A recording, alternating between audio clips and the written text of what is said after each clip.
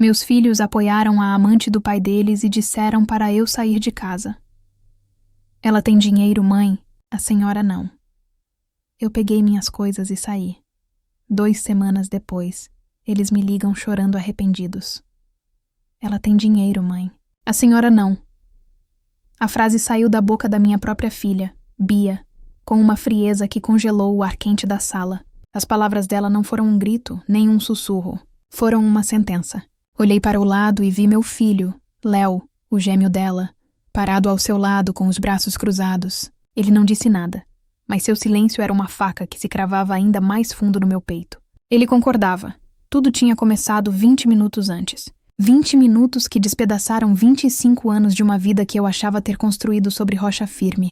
Eu tinha chegado em casa mais cedo, com um bolo na mão para comemorar uma pequena promoção que recebi no trabalho, um cargo de supervisora na loja de tecidos. Era um passo pequeno para o mundo, mas gigante para mim. Eu queria dividir minha alegria com eles, com minha família. Mas a cena que encontrei não era de comemoração. Marcos, meu marido, estava pálido no sofá. Meus filhos, que deveriam estar na faculdade, estavam sentados em frente a ele com expressões sérias que eu nunca tinha visto em seus rostos de 20 anos. O que aconteceu? Alguém morreu? E perguntei, deixando o bolo na mesa de centro. O silêncio deles foi a primeira rachadura no meu mundo. Marcos pigarreou. Helena, nós precisamos conversar. Ele não conseguia me olhar nos olhos. Seu olhar fugia para um ponto qualquer na parede, para os quadros com fotos de nossas viagens, de quando as crianças eram pequenas. Fotos de uma felicidade que agora eu percebia, talvez só existisse para mim. Conversar sobre o quê, Marcos? Você está me assustando, eu disse, e minha voz já saía trêmula. Foi Bia quem tomou a frente. Ela sempre foi a mais direta, a mais pragmática. O pai conheceu outra pessoa, mãe. Senti o chão sumir sob meus pés. Um zumbido tomou conta dos meus ouvidos. Outra pessoa? Como assim, outra pessoa? Marcos finalmente falou, mas sua voz era fraca, um fiapo. O nome dela é Simone. A gente está junto há um tempo. Um tempo? Repeti, a palavra arranhando minha garganta. Que tempo, Marcos? 1 mês? 6 meses? Ele engoliu em seco. 2 anos, 2 anos. 730 dias de mentiras. Meu cérebro tentou processar. As viagens a trabalho, as noites em que chegava tarde, as desculpas. Tudo se encaixou num quebra-cabeça medonho. A mulher da foto que eu tinha visto por acaso no computador dele alguns dias antes, uma mulher loira e sorridente ao lado dele num barco luxuoso, não era uma cliente importante. Era Simone. E vocês sabiam? E perguntei, virando meu olhar para os meus filhos. A dor da traição do meu marido era uma coisa, mas a possibilidade da cumplicidade deles era um abismo que eu não queria encarar. Léo desviou o olhar, mas Bia me encarou de frente. A gente descobriu há alguns meses. E sinceramente, mãe, a gente entende o lado do pai. Entendem? A palavra saiu rasgada, incrédula. Vocês entendem o homem que enganou a mãe de vocês por 2 anos? Não é tão simples assim, disse Léo, falando pela primeira vez. Sua voz era baixa, quase um pedido de desculpas, mas as palavras eram cruéis. A Simone, ela tem uma vida estabilizada. Ela pode oferecer coisas pra gente, pro pai.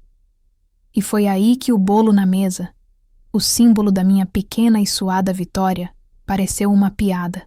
Minha promoção, meu aumento que mal daria para pagar uma conta a mais, era um grão de areia perto da montanha de ouro que essa mulher representava. Coisas. Que coisas, Leonardo? Eu dei a minha vida por vocês. Eu trabalhei em 2 empregos quando seu pai foi demitido. Eu passei noites em claro cuidando de vocês doentes. Eu abri mão dos meus sonhos para que vocês pudessem sonhar. Isso não são coisas que importam? As lágrimas escorriam pelo meu rosto, quentes e amargas. Mas meus filhos não se moveram. Seus rostos eram máscaras de uma praticidade assustadora.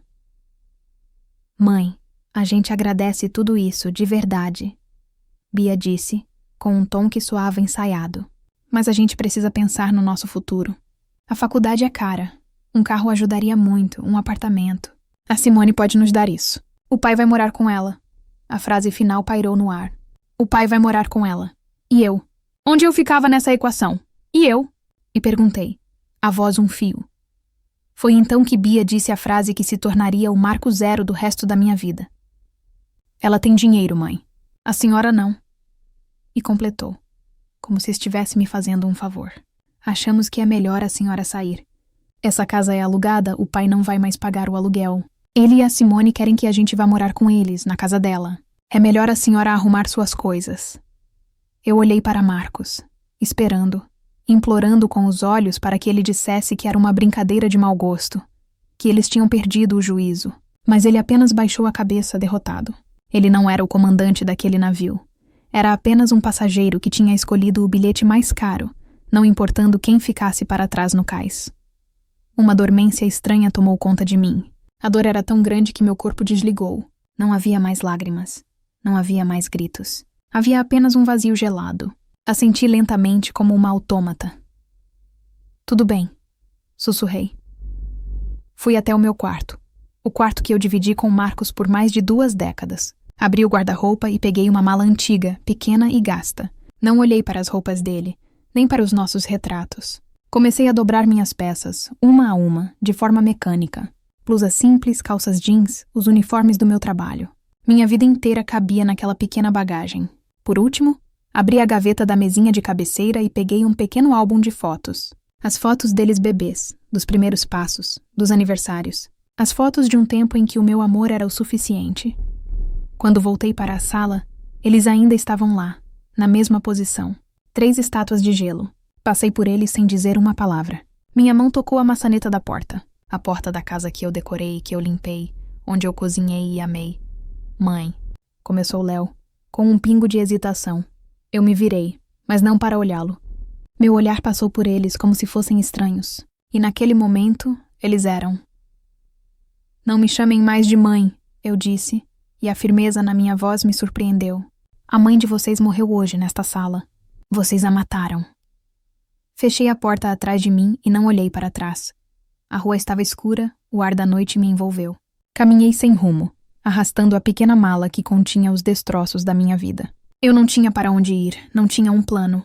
Eu só tinha a certeza de que estava completamente sozinha, traída pelas 3 pessoas que, um dia, foram o meu mundo inteiro. O valor que eu tinha para eles era medido em dinheiro, e na cotação deles eu não valia absolutamente nada. Eu não descobri o que aconteceu com eles imediatamente. Na verdade, nas primeiras noites eu mal conseguia pensar. Acolhida no pequeno apartamento da minha amiga de infância, a Ana, eu passava os dias num nevoeiro de dor, e as noites em claro, encarando um teto que não era meu. Mas enquanto eu tentava juntar os cacos do meu coração, meus filhos estavam supostamente entrando no paraíso. Foi só muito tempo depois, entre soluços e confissões tardias, que eu soube como a vida dourada deles realmente era. Pelo que Bia me contou, o primeiro dia foi um sonho. O carro do pai dela os levou para um bairro que eles só viam em filmes. Portões altos e brancos se abriram para uma casa que não era uma casa. Era uma mansão. Tinha uma piscina azul que brilhava sob o sol, um jardim que parecia um parque, e uma porta de entrada tão grande que intimidava. Lá dentro, o chão era de um mármore frio e reluzente. Simone os recebeu com um sorriso largo e um abraço que não tinha calor algum. Bem-vindos ao novo lar de vocês, ela disse com uma voz melodiosa. O pai deles, Marcos, parecia outra pessoa. Estava relaxado, sorridente, como se tivesse tirado um peso de 20 anos das costas. Ele mostrava a casa com orgulho. A sala de cinema, a academia, a adega. E o melhor, ele disse abrindo a porta da garagem e revelando 2 carros novos, um para cada um. Um presentinho de boas-vindas da Simone. Bia e Léo ficaram extasiados. A culpa que talvez sentissem foi soterrada por um tsunami de luxo e promessas. Naquela noite, eles jantaram numa mesa posta com mais talheres do que eles sabiam usar, servidos por uma empregada. Simone falava sobre as férias de verão na Europa, sobre as portas que seu nome poderia abrir na faculdade e em futuros empregos. E eles acreditaram. Acreditaram que tinham feito a escolha certa, a escolha inteligente. A antiga casa alugada, com suas paredes finas e móveis gastos, foi devolvida ao proprietário e esquecida como uma memória distante e sem importância. Eles tinham trocado o afeto simples por um futuro brilhante. Mas o brilho do ouro falso não dura. A primeira fissura apareceu no segundo dia. Bia desceu para o café da manhã usando um short jeans e uma camiseta de banda que ela adorava. Simone olhou para ela de cima a baixo, com um leve torcer de nariz. Querida, nesta casa nós nos vestimos de forma apropriada para as refeições. Aquilo ali, ela apontou para a roupa da minha filha, é para ficar no quarto. A Maria pode te ajudar a escolher algo mais. Apresentável. Bia ficou sem reação. Olhou para o pai, esperando que ele dissesse algo, que a defendesse. Mas Marcos apenas deu de ombros. Ela só está tentando ajudar, filha. É um novo padrão de vida. Com Léo, foi a vez do cabelo. Leonardo, esse cabelo comprido não passa uma imagem profissional. Marquei um horário no meu cabeleireiro para você amanhã. Um corte mais sério vai valorizar seu rosto. Não era uma sugestão. Era uma ordem. Aos poucos, a mansão começou a parecer menos um lar e mais um quartel de luxo. Eles não podiam levar amigos para a piscina sem a aprovação prévia de Simone. A geladeira era território da cozinheira. Eles precisavam pedir se quisessem um lanche. As críticas se tornaram diárias e sutis, como pequenas alfinetadas. O jeito que eles mastigavam, o volume da música em seus quartos, as gírias que usavam. Tudo era motivo para uma correção educada. Eles não eram família. Eram projetos de melhoria. O pai, a quem eles tinham escolhido, se tornou um fantasma. Marcos estava tão deslumbrado com a nova vida, tão grato a Simone, que não ousava discordar dela em nada. Quando Léo tentou conversar com ele sobre o controle excessivo da madrasta, a resposta foi curta e desanimadora. Léo, a Simone abriu a casa dela para nós. Nos deu tudo. O mínimo que podemos fazer é seguir as regras dela. Não me crie problemas. A palavra problemas atingiu meu filho como um soco. Ele percebeu que, para o pai, a paz com a nova mulher era mais importante que o bem-estar dos próprios filhos. Eles não eram mais uma equipe, uma família. Eram apenas os filhos do Marcos, um anexo do novo relacionamento dele.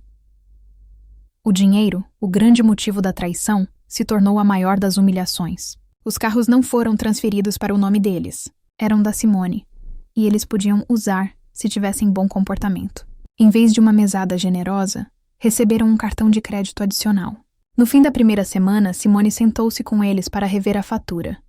Bia, por que você gastou dinheiro nessa lanchonete? A comida daqui é muito melhor e mais saudável, ela disse, apontando para uma compra de R$15. E Léo, R$200 em um jogo de videogame? Que desperdício. Achei que você estava focado nos estudos. Eles se sentiram nus, invadidos. Cada centavo era monitorado. Cada passo era vigiado. A liberdade que o dinheiro supostamente compraria era, na verdade, uma coleira. Uma coleira dourada. Mas ainda assim, uma coleira. O ponto final foi em um jantar para os amigos de Simone, uma semana depois da mudança. Meus filhos foram instruídos a se vestir com roupas que ela mesma tinha comprado para eles. Durante a noite, ela os apresentava não como meus enteados, mas sempre como os filhos do Marcos. Eles eram um apêndice, uma prova da generosidade dela. Em certo momento, o gelo para as bebidas acabou. Em vez de pedir para a empregada, Simone se virou para Léo com um sorriso açucarado. Léo, querido, você poderia ir à cozinha buscar mais gelo para os nossos convidados? Seja um bom menino. Todos na sala olharam. Meu filho, com 20 anos, sendo tratado como um garçom na frente de estranhos. Ele foi de cabeça baixa, sentindo o rosto queimar de vergonha. Mais tarde, Bia derrubou um pouco de vinho na toalha de mesa. O olhar que Simone lançou para ela foi de puro desprezo. Cuidado, menina. Essas toalhas são de linho egípcio. Naquela noite, trancados no quarto luxuoso que mais parecia uma cela, eles entenderam. Entenderam que naquela casa imensa, cheia de objetos caros e pessoas importantes, não havia espaço para eles. Eles eram apenas mais um item na coleção de Simone. Algo para mostrar, para controlar e, se necessário, para descartar.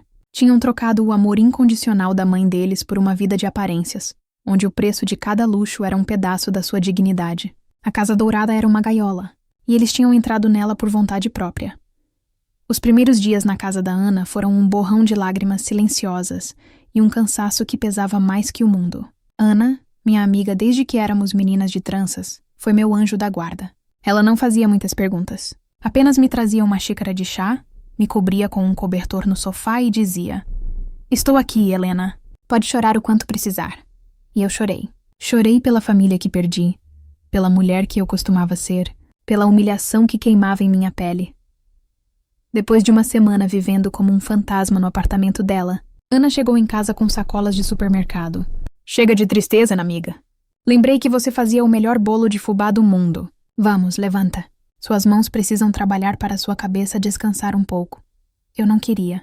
Não havia alegria em mim para cozinhar, para criar nada. Mas a insistência dela foi mais forte que a minha apatia.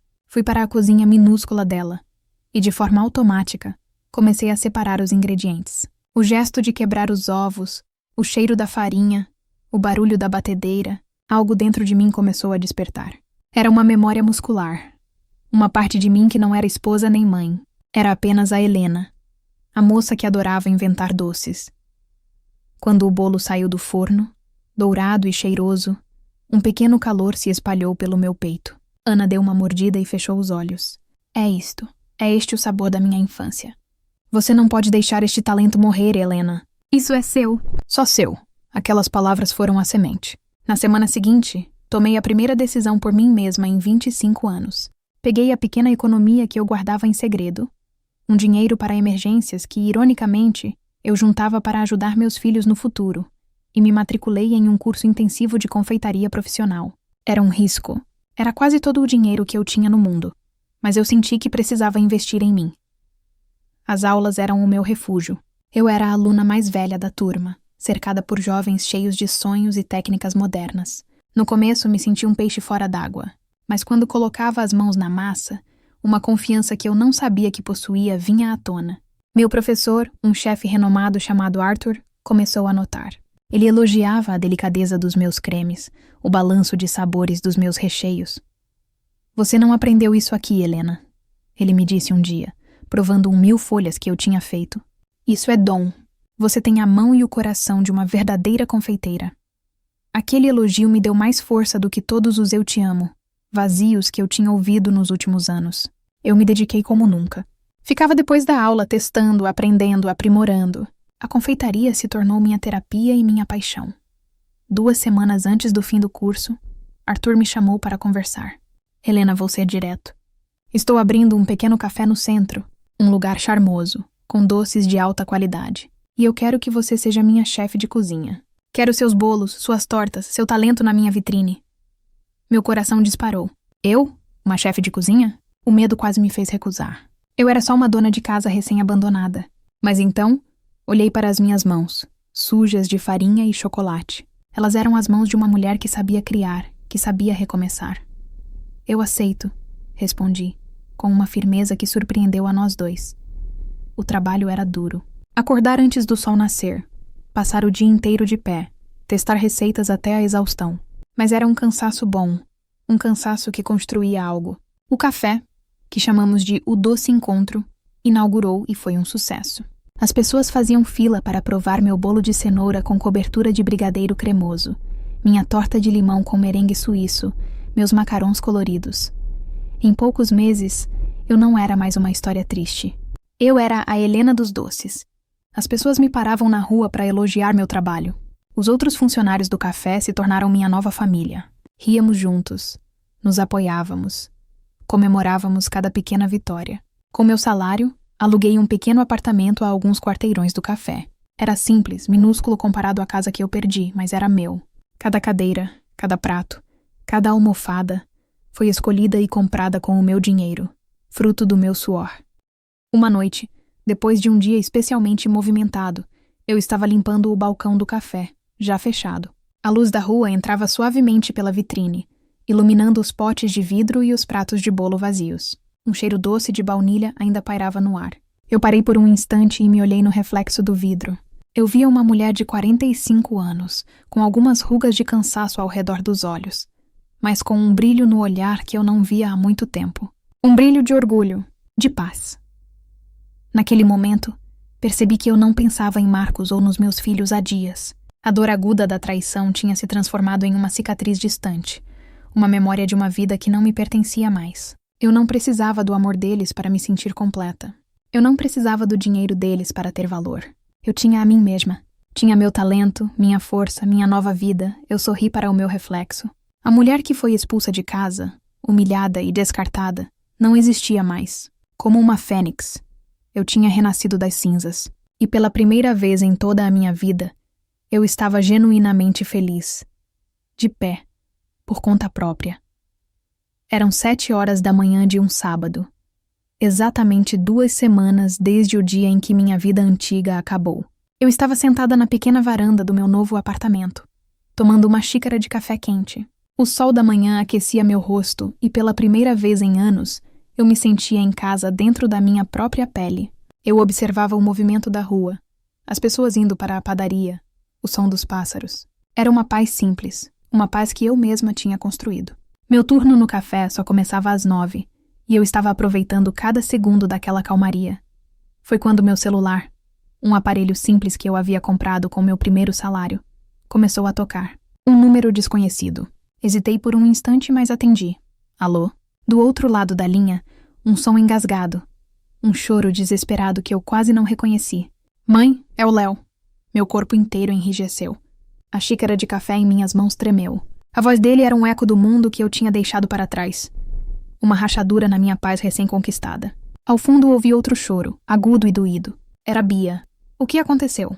E perguntei e minha voz saiu mais firme do que eu esperava. Mãe, a gente precisa da sua ajuda. Ele soluçou, as palavras se atropelando. Ela expulsou a gente, a Simone. Ela expulsou a gente de casa. Eu me recostei na cadeira e continuei a ouvir, em silêncio. Léo, entrecortado pelos soluços de Bia, me contou o que havia acontecido. A vida na mansão tinha se tornado um inferno. Na noite anterior, Bia tinha convidado um colega da faculdade para estudar, esquecendo-se de pedir a permissão de Simone. A madrasta chegou em casa e fez um escândalo na frente do rapaz, humilhando minha filha. Bia respondeu pela primeira vez, dizendo que aquela também era a casa do pai dela. A resposta de Simone foi gélida e definitiva. Esta casa é minha. E nela, vocês são apenas convidados com privilégios que acabaram de ser revogados. Ela foi até Marcos e deu o ultimato. Ou esses seus filhos mal-agradecidos saem daqui agora, ou eu saio. Meu ex-marido, o homem por quem eu havia dedicado minha vida, não hesitou. Ele escolheu o luxo, a vida fácil. Escolheu a mulher que o bancava. Ele ficou parado, de braços cruzados, enquanto Simone dava aos nossos filhos 10 minutos para arrumarem uma mochila e sumirem da sua propriedade. Ela cancelou os cartões, pegou as chaves dos carros e deu a eles uma nota de R$100, dizendo que era para o táxi. Ele não fez nada, mãe. Chorava Léo ao telefone. O pai ficou olhando a gente sair e não disse uma única palavra para defender a gente. A gente passou a noite na rodoviária. Não temos para onde ir, não temos dinheiro. A gente errou. Mãe, pelo amor de Deus, a gente errou feio. Bia pegou o telefone, a voz embargada pelo choro. Mãe, me perdoa. Eu fui uma idiota, uma egoísta. Aquelas palavras que eu te disse, eu me odeio por isso. A senhora é a nossa mãe. Por favor, nos aceite de volta. A gente pode dormir no chão. A gente arruma um emprego. A gente faz qualquer coisa. Só nos deixe voltar para casa. Casa? E repeti baixinho. Mais para mim mesma do que para eles. Enquanto eles se derramavam em pedidos de perdão, eu olhava ao meu redor. Olhei para as minhas samambaias na varanda, para a pequena mesa que eu mesma invernizei, para a porta da minha cozinha, de onde vinha o cheiro do meu sucesso, do meu recomeço. Esta era a minha casa agora, um lugar seguro que eu construí com minhas próprias mãos, longe da crueldade deles. A mulher que eles estavam implorando para ajudar não existia mais. A mãe que abriria a porta sem pensar 2 vezes, que colocaria as dores deles acima das suas próprias, tinha sido deixada para trás naquela sala de estar, 2 semanas antes. Quando eles terminaram, um silêncio pesado pairou na linha, cheio de expectativa. A expectativa de que eu seria a mesma de sempre, a mãe boazinha, o porto seguro incondicional. Respirei fundo, sentindo o ar da manhã encher meus pulmões, o ar da minha nova vida. Eu ouvi tudo, comecei, e minha voz era calma, serena, sem um pingo de ódio ou de alegria pela desgraça deles. Era a voz da paz. E eu sinto muito que vocês estejam passando por essa situação tão difícil. Ouvi um suspiro de alívio do outro lado. Eles acharam que tinham conseguido. Mas, continuei, e a palavra cortou o ar. A resposta é não. Um soluço de choque veio de Bia. O quê? Mãe? Aquela mulher, a mãe de vocês, não mora mais aqui. Expliquei, com toda a tranquilidade do meu coração curado. No lugar dela nasceu uma outra mulher. Uma mulher que foi humilhada, descartada e que precisou aprender a se levantar sozinha. Uma mulher que construiu uma vida nova, baseada em respeito próprio e paz de espírito. E nesta nova vida, neste novo coração, não há mais espaço para a dor que vocês me causaram. Mas a gente não tem para onde ir, gritou Léo em desespero. Vocês têm 20 anos, respondi no mesmo tom calmo. São adultos? Vocês fizeram uma escolha de adulto, pensando no futuro de vocês. Agora precisam enfrentar as consequências como adultos. Isso não é um castigo. É a lição que a vida está dando. E eu não vou mais interferir no aprendizado de vocês. Levantei-me, olhei uma última vez para o céu azul e disse as palavras finais. Eu desejo que vocês encontrem o caminho. Adeus. Desliguei o telefone antes que eles pudessem dizer mais alguma coisa. Não senti culpa, não senti alegria, senti libertação. Coloquei o celular no balcão, terminei meu café e fui para o meu quarto. Vesti meu uniforme, meu avental, minha armadura. A vida que me esperava do lado de fora era doce, cheia de promessas e criada por mim. O passado era apenas um telefonema interrompido. E pela primeira vez, eu tinha escolhido a mim mesma.